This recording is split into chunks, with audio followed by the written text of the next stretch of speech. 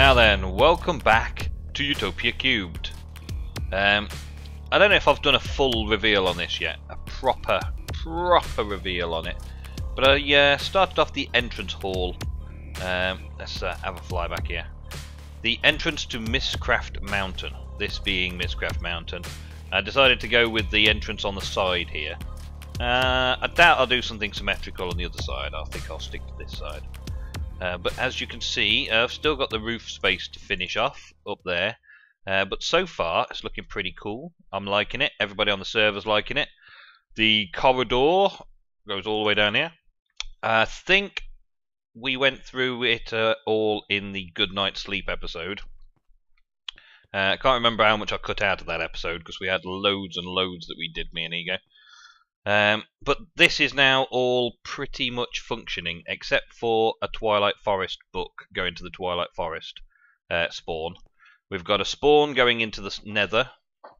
We've got a spawn into the Oil Age, and we've got a spawn into the new Mining Age that I've just made today. So I'm sure you'll see those things in other people's videos in other episodes, so I'm not going to go into any more detail. But the look of it, the look of the place is pretty much how I want it. We've also got the Builder's Age using a few bits and pieces. Builder's Paradise that you'll get to see as well. Set up this mini little thing here for everything you need Mcraft orientated all in one little group, one little panel that people can access.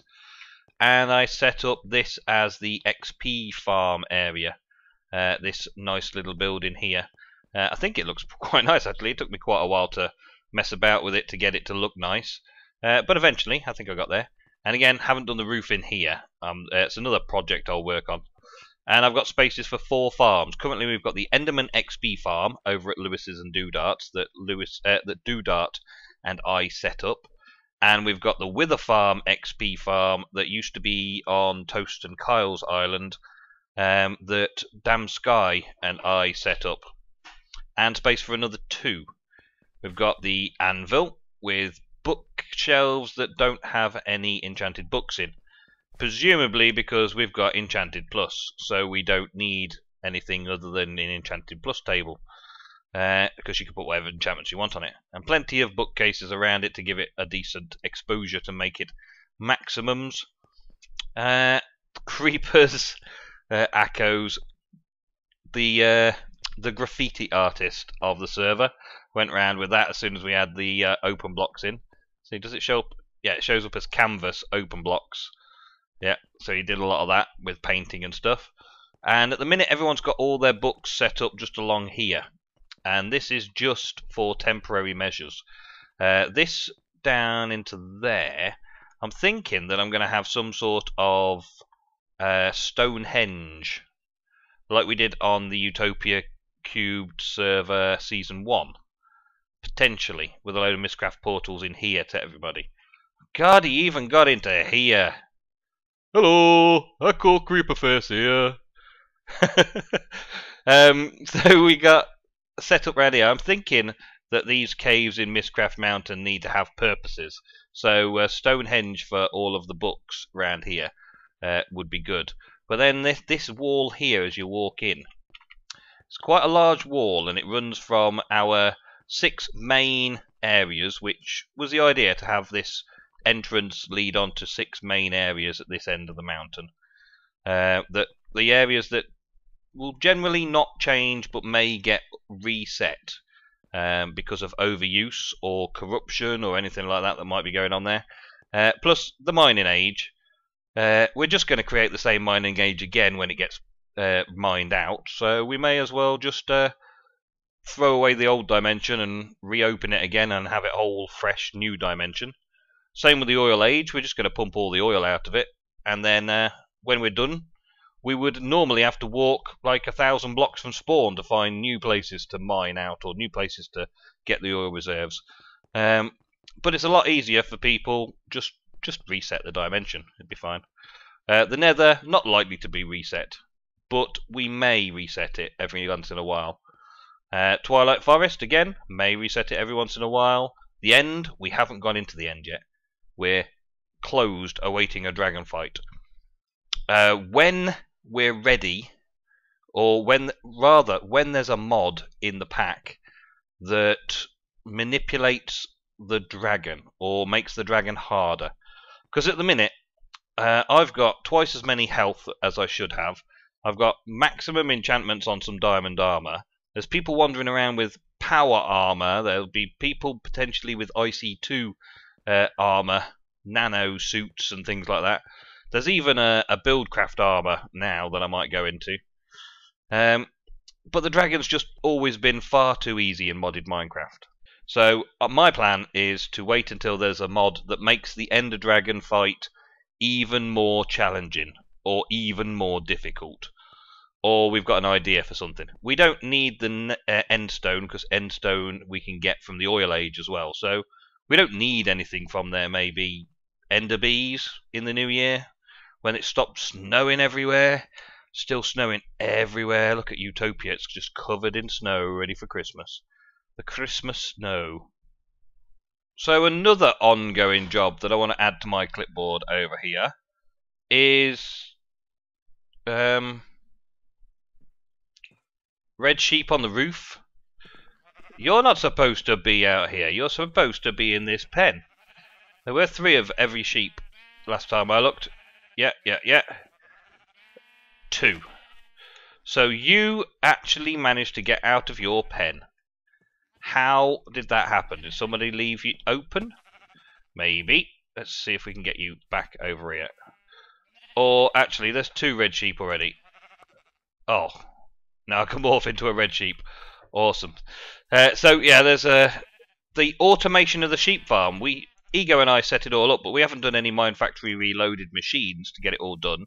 And we haven't set all the automated storage of wools and the like. And it looks like people have been taking wools to save themselves a little bit of time. Oh, I got cooked lamb chops as well, because that mod's in at the minute. So that's another thing to put on the list. So I'm going to put that on my episode list now. So last episode we went through the storehouse, the AE system. Explaining the master plan and the quantum link I'll do separately, because that's a big thing on its own. This episode I'm going to work on the tree farm network. So I'm going to go show off the redesign in a minute. And then we've got other bits of pieces. I've got the Mcraft mountain, what I'm planning on doing there. And there's also an episode that I've got to do, the sheep farm with MFR. Or maybe I'll just get that done in an Ego episode on Ego's channel. Me and Ego could potentially do that and put it on his channel so that I can stay focused on my channel of what I'm doing to the other bits and pieces. So there was another little note on here that I want to show you, which was on Mcraft Mountain, bundle ages and a room of the lost ages. Well, the bundle ages, I think, as you enter, there should be some large openings here and here. So that there maybe have 3 large openings here and here and here. And if you're dizzy, then I'll do it some more. Dizzy, dizzy, dizzy, dizzy viewers. So 3 big rooms in the back wall here that go to our special ages. I mean, the Builder's Paradise is a special age for the Builder's Bundle. But the Builder's Bundle isn't being taken out of the pack necessarily. We're gonna have a lot of fun with it, and hopefully if there's no problems, we'll never need to take it out. But the other bits, like the Advanced Genetics Lab, needs a place. There's going to be another one, which would be, say, the Mine Factory Reloaded Farm Age. And we were also thinking, well, Cento was suggesting that we have a Railcraft Age, where we build a big train station. So potentially that's what I'll get on with over here. But we'll do that in another episode, because I haven't really got time to be building now. And I prefer to sort of show you after I've built something, because building things like this is a little bit difficult to do on camera. So we'll pack that in and we'll head back off to home. Okay, so here we are. Look at these guys. I don't know if I've shown you these guys yet. They collect the berry essences in stacks of 64. So Well, collect them. There's several stacks in there. We did have a problem once where we had a normal chest there, and they would be collecting these all day, and the chest got overfilled, I should think. And yeah, you're doing a great job, little man. And because it became overfilled, every time we tried to touch it, we crashed. And so me and Bolef had to fix it quickly. And Bolef has been doing the Thorncraft golems. And I've been given a special gift from Akko the Builder. Thank you.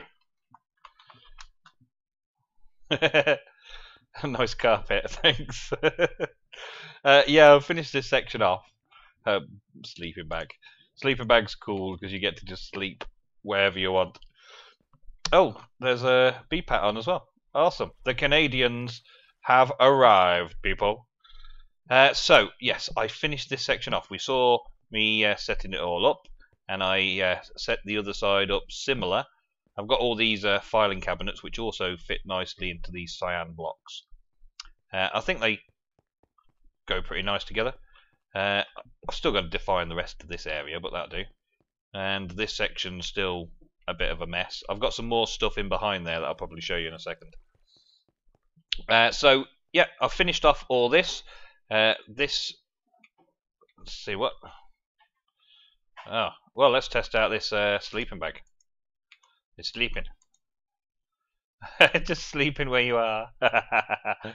Okay. Hey. Huh? Where did I get this diamond armor from? Protection. That was my diamond armor. How come my diamond armor fell off? Huh? Okay. I don't know. The system has been sorted. We've now got vanilla rack, a core mods rack, a semi-core mods rack, and a bundle mods rack. So the bundle mods is like chisels and mutant creepers currently have their own discs because we've got stuff in there. Core mods, we've got applied energistics, ore processing for all of the non-core related ores, and a few other bits and pieces, railcraft and open utilities and things like that in there. This one down here currently is one that we're going to deal with today, though. I've got oak wood, spruce wood, birch wood, and jungle wood all being grown in my farms. And I don't want them in here as such. I want to make a sub-network that sends charcoal and excess wood over to this storage system over here. At the minute, I've got this set up so that I'm condensing away to get myself the singularity that I'm going to need, or pair of singularities. And that is going to be slowly but surely filling up to the magic number by putting in all of the excess wood that we've got, all the excess saplings that I've got, excess cobble, dirt, sand and gravel, and these excess berries, which we'll get to in another episode. We've got something funky happening with those. And this is also getting rid of rotten flesh because there's no use for it in the game. Apples and cocoa beans, which are also spare from the farm, are all getting piled into the condenser. So we've got that all functioning, and these discs are now very, very minimal discs of junk because most things have been assigned a disk space. So what we're going to do is we're going to go down to the new forestry farm setup that I've got going on. And this place has gone through quite a few changes just recently. I did have the two boilers here, one boiler for the ethanol and one boiler for charcoal, and those boilers just couldn't keep up, even with the abundance of tree farm that I had going on at the time. They just couldn't keep up, so I ended up having to scrap them. Also, the Railcraft update has just happened. How did we get bedrock? What? Okay, man. I don't know what you're on about. Probably the special bits that Nicholas brought up to Mcraft Mountain. Anyway, these setups here. Let's see what we've got in here. There's no fertilizer in it at the minute. That's why there's no humus, or tiled soil 4 in this case. So the The 4 farms I've now got one for each tree type. I moved the oak trees into a space in here, which is just big enough for oak trees to grow. Made this taller section for jungle trees. I've got a spruce tree section here, which probably needs its roof taking in a bit more. And I also did a birch tree farm. So I made a few more trees. Thank you for that. Birch sapling, cheers. Made a few more tree farms, just the basics, and set them all up the same. Let's go and have a quick look downstairs to sort them out. Ba-ding. And in here we go. They're all just laid out nice and easy, all set up in exactly the same way, all got piping and cables going, power and AE system back to that way. And that over there, I think, yeah, we're going to talk about that in the power station section. First of all, though, that's showing off the redesign done. I'm going to create a sub-network over here. Now, it's already partly a sub-network. However, it's not a sub-network on the AE system. The AE system currently is connected fully to this system, and it pumps charcoal down here. Or rather, it pumps charcoal down into the engines, and these steam dynamos then keep powered up and keep these powered up, and these keep making the charcoal, and there's four types of wood that go into them. So yeah, that's quite quick. What's wrong with that? Spruce wood's not going in for some reason. Okay, it looks like it's burnt all the spruce wood I've got already. Oh well. So it burns that up to make charcoal, and then it puts the charcoal into these little furnaces here. And these 4 generators, which is 4 MJ per tick, are somehow managing to keep all 4 farms running, because that's where the power comes from. The power for the farms comes from these 4. So yeah, it's already a bit of a sub-network going on over here, but I want to make the AE system a sub-network as well, and at the minute it's connected to the main thing, so I want it to be powering itself as well. So we might need to put a few more generators in, and I want to cover all these wires and things like that as well, so we'll see how that goes. We'll see how it goes. And this system over here is broken. Walia, what you see, or something like that. Yeah, the one that does that thing at the top of the corner there shows us that the squeezer's max power is 110 MJs per tick, and I had 2 of them.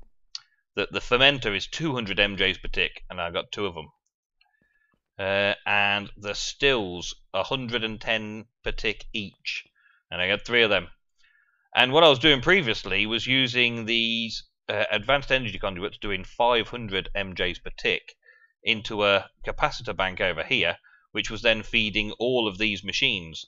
And even though these machines were on standstill, not doing anything, they would still be eating up those 110 MJs per tick, I think.